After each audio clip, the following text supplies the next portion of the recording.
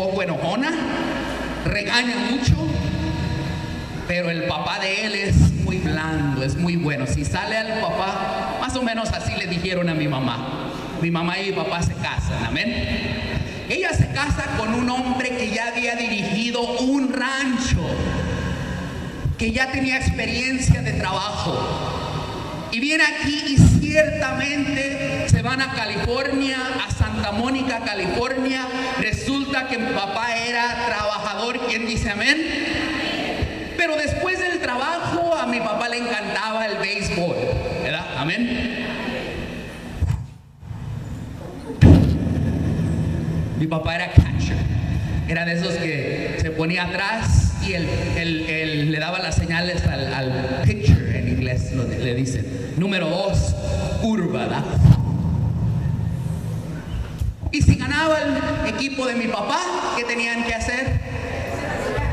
Celebrar. ¿Y cómo celebran los mexicanos en California?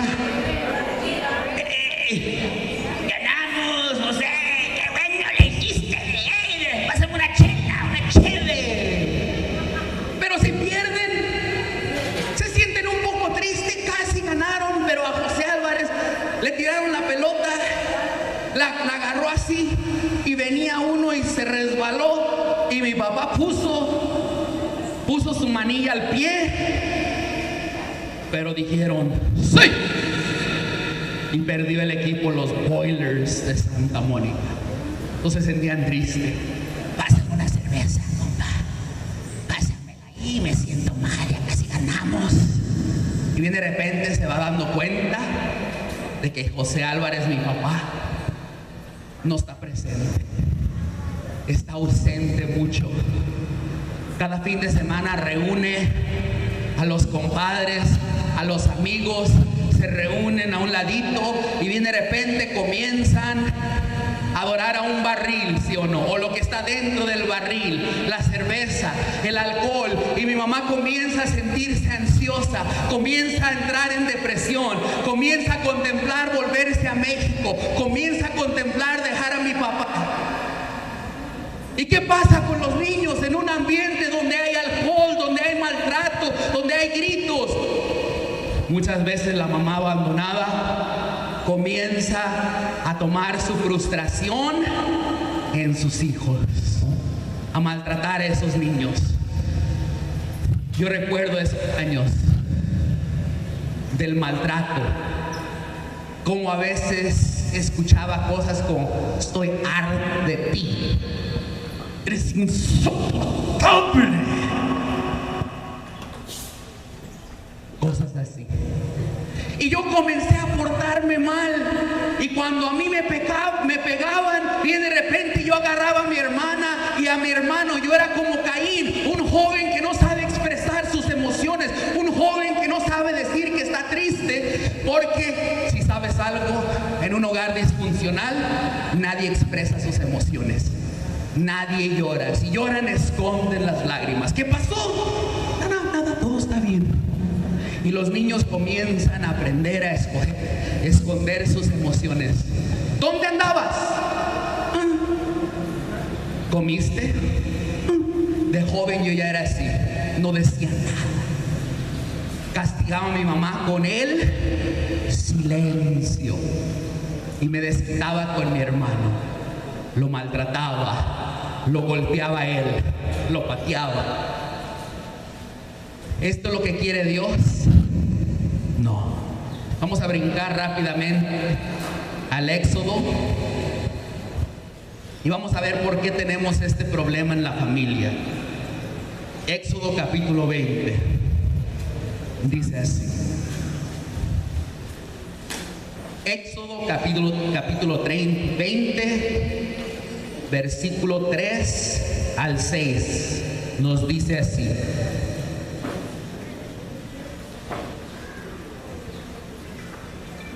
Nos dice: no tendrás otros dioses fuera de mí. No te harás estatua ni imagen alguna de lo que hay arriba en el cielo, abajo en la tierra y en las aguas debajo. No, el 5. No te postres ante estos dioses ni les sirvas, porque yo, Yahvé, tu Dios, soy un Dios celoso, Yo pido cuentas a hijos, nietos y bisnietos por la maldad de sus padres cuando no me quieren. ¿Cuántas generaciones? 3. Padres, hijos y ¿quién?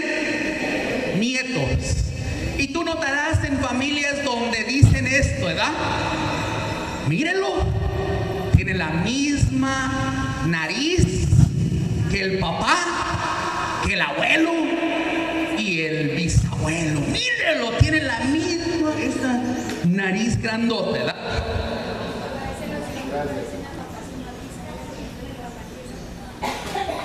Amén.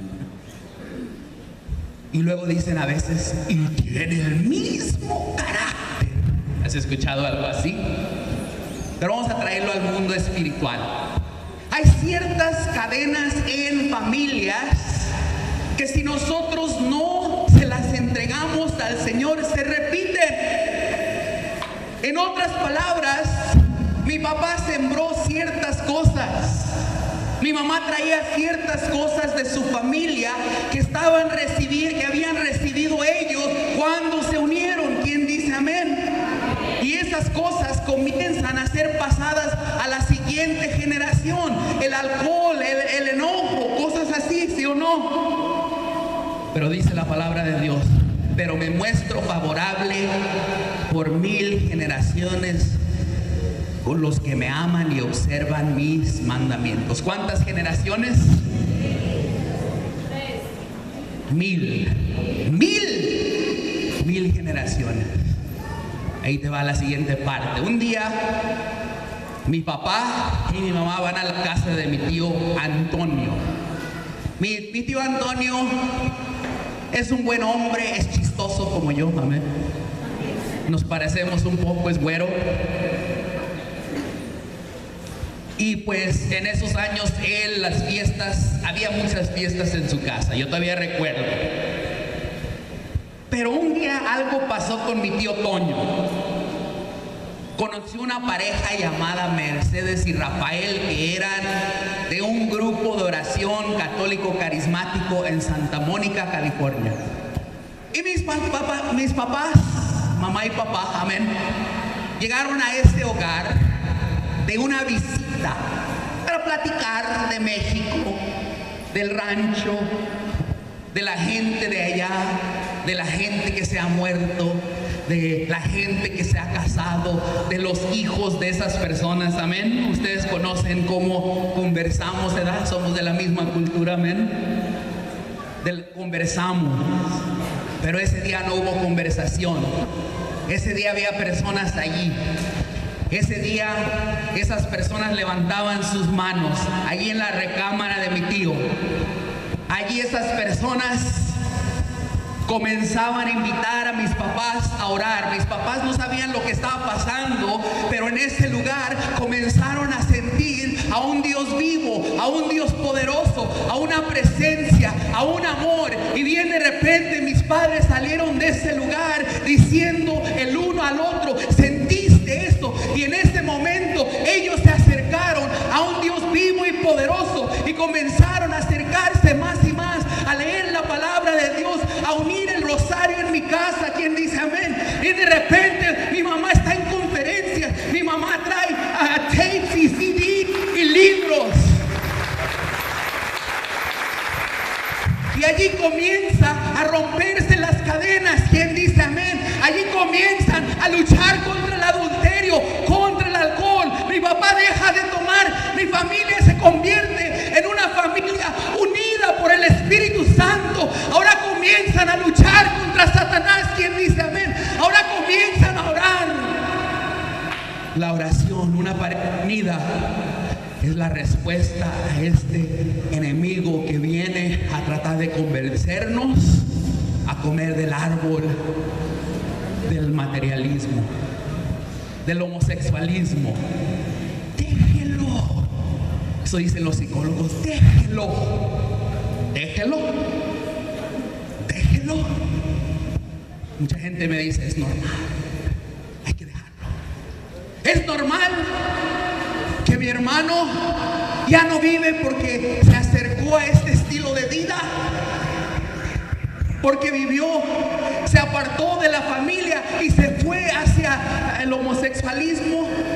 Y hace 2 años y medio manejando su carro, y de repente llegó un detective a la casa a decirnos que mi hermano ya no vivía. Ahí está el peligro, amén. Los que nos acercamos, los que nos agarramos de Yahvé, no pereceremos, amén. Vamos a seguir adelante. Vamos a ir a Hechos capítulo 16. ¿Quién dice amén? Y nos narra la palabra de Dios en Hechos capítulo 16, del versículo 9 al 10. Nos narra de un hombre llamado Pablo. Amén. ¿Alguien ha escuchado de Pablo? Que en un tiempo fue conocido como Saulo. Y que este hombre era un judío fariseo. ¿Un judío qué? Hombre religioso. Un hombre que había estudiado bajo un maestro llamado Gamaliel en Jerusalén, que tenía una escuela o una universidad que combinaba la poética griega con la ley de Moisés. Este fue el maestro de San Pablo a los 15 años. Saulo es enviado a Jerusalén y allí comienza a estudiar, y allí comienza a conocer la ley de Moisés. Allí comienza a estudiar Deuteronomio, Levítico, Números, quien dice amén, Génesis, lo que estamos leyendo, el Pentateuco. Pero llega un momento donde Saulo comienza a escuchar sobre Jesús y comienza a decir: ¿quién es Jesús? He escuchado de Moisés, he escuchado de Jeremías, y por ahí le llegan los rumores que este Jesús quiere destruir su religión.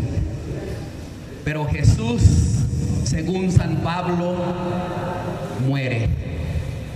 Y San Pablo dice: ya se terminó esto. Pero bien, de repente comienza él a escuchar que los seguidores de Jesús ahora están hablando de él, ahora están diciendo que está vivo.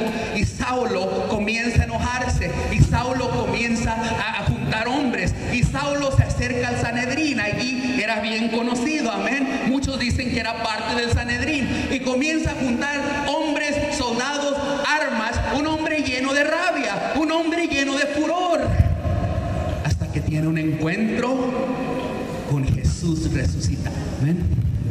Y cambia su vida, amén. Cambia su vida. Yo me identifico con eso. Después, muchas cosas fueron sembradas en mí, amén. Te hablaba del alcoholismo, te hablaba del enojo, te hablaba de, yo sé lo que es ver personas juntarse con los amigos, decirle a la mujer: ¡Ey! Shh, 1 hora más, shh, 2 horas más. Es más, aquí vamos a estar toda la noche, haznos de comer. Yo miraba esas escenas, se repitieron. Ahora era mi mamá y yo. Ayer les contaba, ¿verdad? Ay, José, hay un retiro. Va a venir Josué David Cruz a dar. ¿Quién? José. Man, I'm into Eazy-E, Dr. Dre. Si llega Dr. Dre, si llega Snoop Dogg, boy. ¿Quién, José? ¿Quiénes son esos? Mis amigos, mis héroes, que fumaban marihuana, que tomaban alcohol, que tenían muchas mujeres. Eran mis héroes. Eran las personas que yo imitaba. Pero al igual que Saulo, después de vivir con una muchacha, tener una hija y darme cuenta en lo que me había convertido, ayer te contaba, en una persona violenta, en una persona enojona, y aclamé a ese Señor, quien dice amén. Busqué al Señor Jesús y me encontré con un Dios poderoso, quien dice amén. Me encontré con un Jesús que me amaba, me encontré con un Jesús que tenía un destino nuevo, quien dice amén. Dale un aplauso.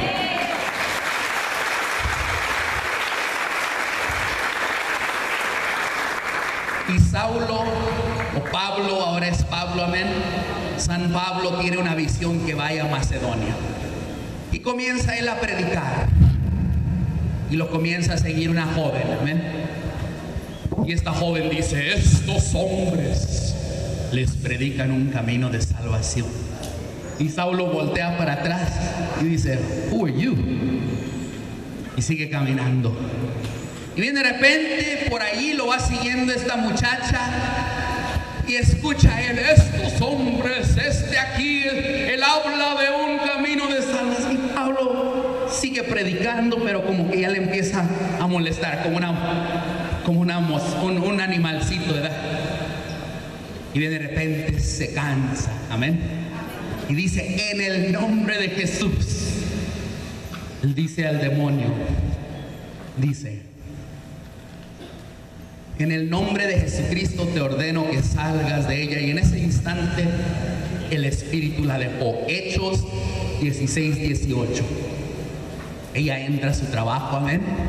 Vuelve a su trabajo, no sabe qué le pasó, pero siente como que se siente más liviana, amén.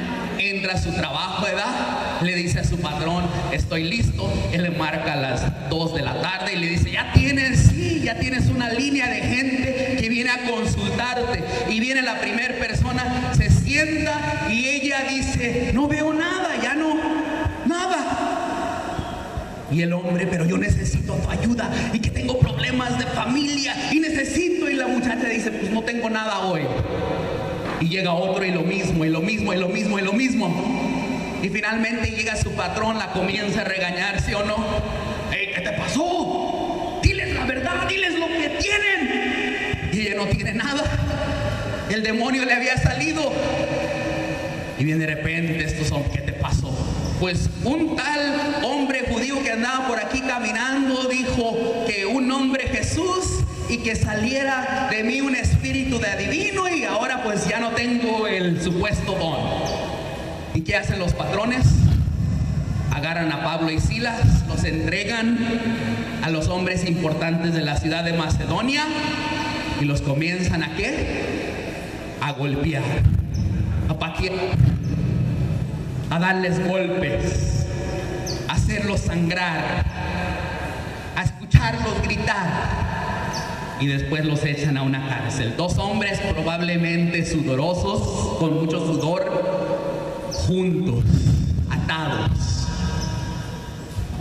Cuando tú y yo sufrimos, tenemos problemas familiares, ¿qué hacemos?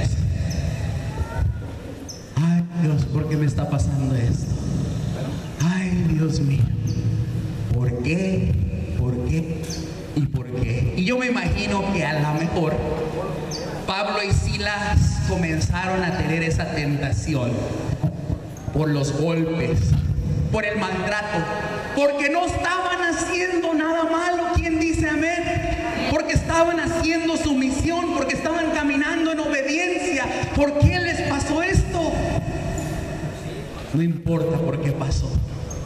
Lo que importa es que ellos se reunieron, amén, al darse cuenta que quería entrar la negatividad. ¿Quién dice amén? Al darse cuenta que el sufrimiento quería hacerlos renegar, ellos comienzan a alabar al Señor. ¿Quién dice amén? Ellos comienzan a clamar a Jesús, ellos comienzan a darle gracias, ellos comienzan a orar en lenguas en una prisión.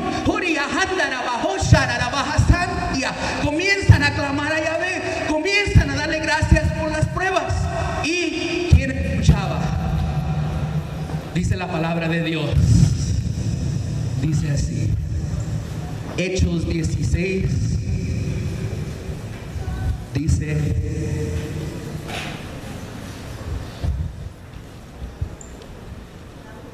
hacia medianoche Pablo y Silas estaban cantando himnos a Dios y los demás presos los escuchaban. ¿Quién los escuchaba? ¿Cuántos de nosotros sabemos que hay alguien que te mira, se fija en ti?